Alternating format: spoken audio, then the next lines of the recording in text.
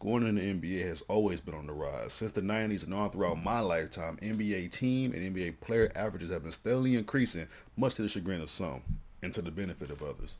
A combination of rule changes, strategic rest, and training and overemphasis on the three-pointer, however, has led to an explosion of personal point totals and team averages that'll have lasting reverberations throughout NBA history and throughout NBA future. So let's talk about it, man. Let's see what's up. I talk my shit anyway.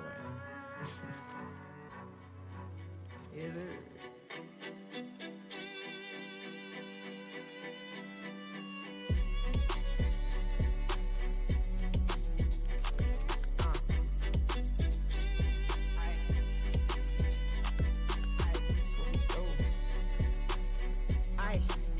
Tell them meet me at the bank, but they can't cause they broke as shit.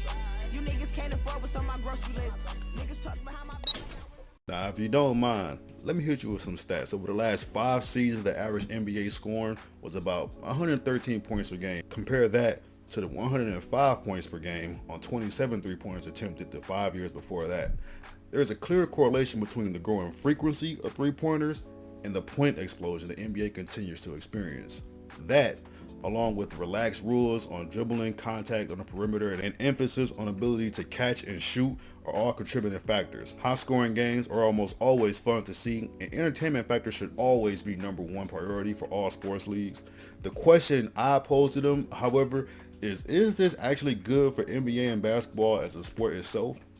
Like I said, high-scoring games are normally pretty fun to watch, but is it really that fun when in order to get those points, the play is all too predictable?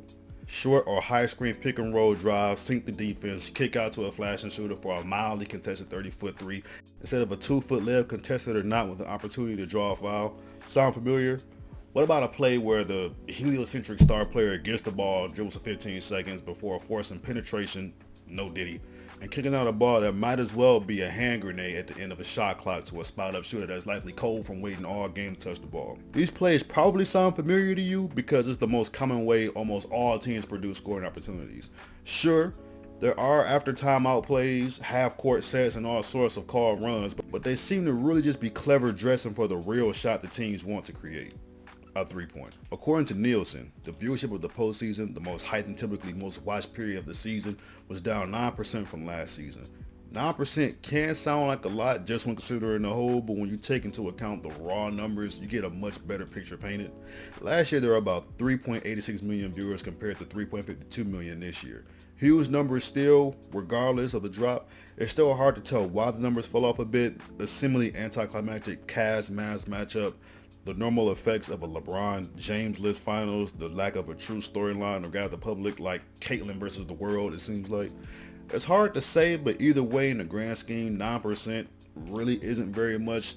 It could almost be a rounded error or something, depending. Judging by viewership numbers, it's hard to say to focus on the basketball analytics of all shots need to be threes and alley-oops is hurting the league. The data doesn't really support it. However, what is apparent, though, is the effect on the overall presentation of NBA basketball. Way too many games always boil down to which team made more threes. The talent pool in the NBA is more spread out than it's been in a very long time. Super teams for now seem to be a thing of the past, but the lack of the same parity when it comes to the style of play is staggering. Almost every team does the same thing seemingly, just with different levels of talent and success, which can sometimes make for a boring product to watch regardless of the number of points. This year All-Star Game being a perfect example. More scoring in sports is almost always a good thing. Eye-popping numbers and the stats draw eyes of casuals and invested fans alike, bringing more and more revenue to the sport, thus increasing the quality of that product. While that may be a good thing, if it comes at the cost of the integrity of the game itself, it can affect another key aspect of business growth: watchability. If the watchability is compromised, those very eyes that were brought over to watch because of the big numbers may be turned off by that very thing eventually. That 9% drop off in viewership won't just be a rounded number. It'll become a trend.